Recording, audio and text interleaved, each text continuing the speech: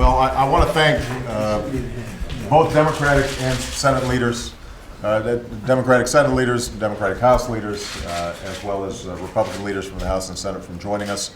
As I said in my State of the Union, part of what we'd like to see is the ability of Congress to move forward in a more bipartisan fashion on some of the key challenges that the country is facing right now. I think it's fair to say that the American people are frustrated with the lack of progress on some key issues. And although the parties are not going to agree on every single item, there should be some areas where we can agree. And we can get some things done, even as we have vigorous debates on some of those issues that we don't agree on. A good place to start, and what I hope to spend a lot of time on in these discussions today, is how we can move forward on a jobs package that encourages small business to hire, that is helping to create the kind of environment where, now that we have economic growth, people actually are starting to add to their payroll.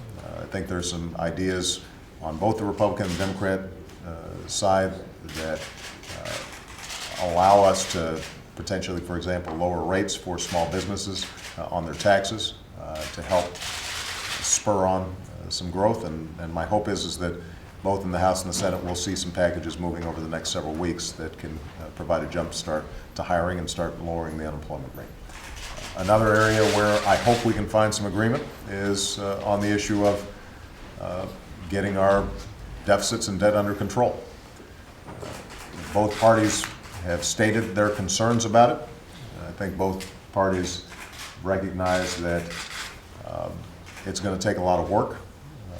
I have put forward the idea of a fiscal commission, and I'm going to be discussing both with my Democratic and